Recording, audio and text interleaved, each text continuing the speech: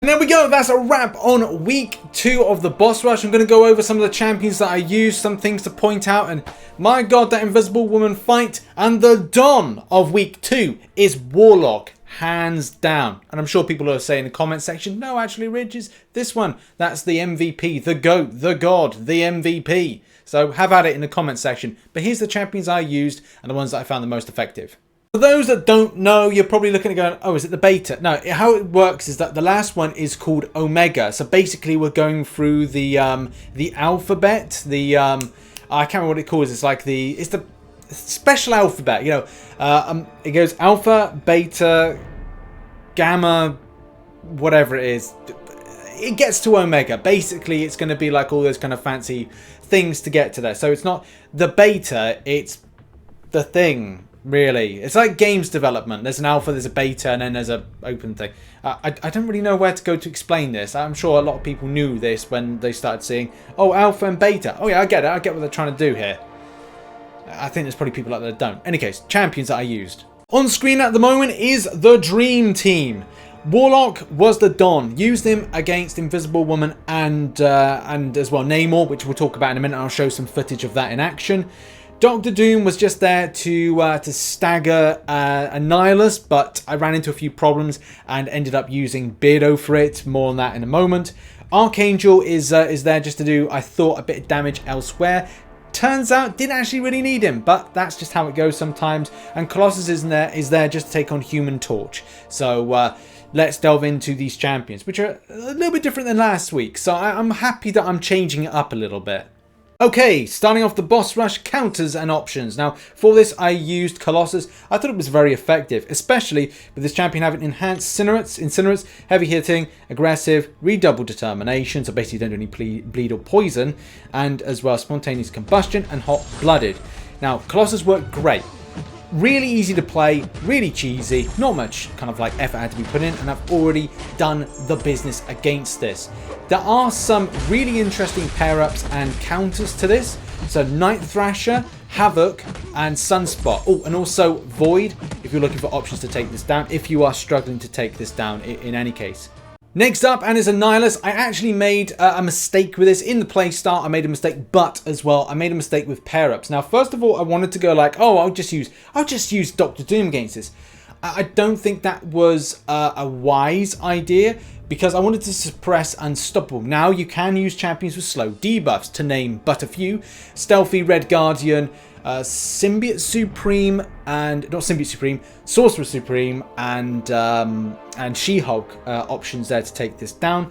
Do watch out though for dealing with things like Kinetic Reactor. So I think a really cool option which I ended up using was Beardo. I had Cap Infinity War with a tech on my team, which was Warlock, and that allowed me to do the Petrify on a well-timed block, which helped to make it more easier for my playstyle, which is a bit more aggressive, scrappier, and as well, you know, at times I'll make mistakes. So having the Kinetic Reactor in place was a good kind of counter for this. Electric Fluctuations, so the attacker's buffs are reduced by 5 seconds. Not so much of an issue. I think this is because it represents buffs, whereas Cap Infinity War uses Passive Fury, but it is difficult at times to like put that in. But I did a nice SP2 to finish off, so I'll take that. I'll take that as a good thing. Resistor is the annoying one, which can be used with Dr. Doom with hitting in those pimp slaps. But as I said, different options are out there to take this down. As I said, Beardo, Red Guardian, etc, etc. I've probably put an infographic up that allows you to see that in any case. Next up is Cull Obsidian. This is a very straightforward fight. I would say power control champions would be more effective if the champion is more inclined to throw the SP2. Then any champion will do. Class advantage at the end of the day. But there is the problem with the Mystic Conditioning. Whenever the attacker attempts to remove a buff with a Nullify, Fate Seal, or Stagger, the chance of a future Nullify, Fate Seal, and Stagger effect is reduced by 10%. So it's up to you. I don't think it's mainly a problem, and this can really be done by any champion, but it's handy to kind of like suppress to say below special 2, because then based on the AI's working, won't necessarily throw the SP2. Either way, a very easy fight to get done. Okay, now on to Ebony Maw. I made a few mistakes with playing against this champion, but still was fine to use Beardo against this. Mainly with Petrify coming into place, it really helped to deal with a few issues. I would say the likes of Void could be quite interesting. Maybe Blade as well, a Mega Red, Warlock with a parry in heavy if you can get a parry in. Archangel as well to deal with this. But I did feel that that having Cap Infinity War was just very helpful going up against a champion like this, especially having the kinetic shield as well, putting in the kind of SP1, bleeding out the champion. So that was something that worked relatively well for this. I'm sure everyone's gonna have some options. I would say as well, once the falter is up, don't hit, and try to kind of play it in more of a kind of a block stance. So maybe some high block proficiency champions will be helpful for this as well. So debuff specialists, I think, are going to be the main ones to focus on here. Okay, now on to Invisible Woman.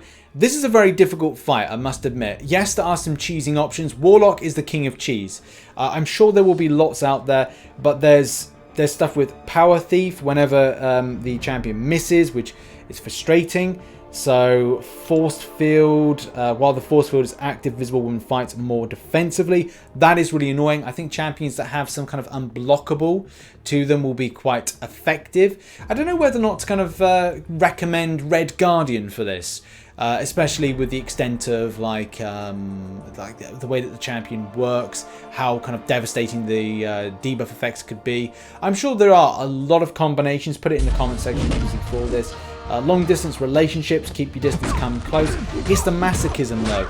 The masochism is the most frustrating part of it, and that is why Warlock works so well with the Infected. I think it reduces things when it comes to defensive ability accuracy, which I don't know if it interacts well with Invisible Woman. I want to assume it does, especially with the utilization of the SP2 double Infected and SP1 for power control, but it's mainly to suppress the power, not the power, the healing, which it is and was really effective. And finally, on to Neymar.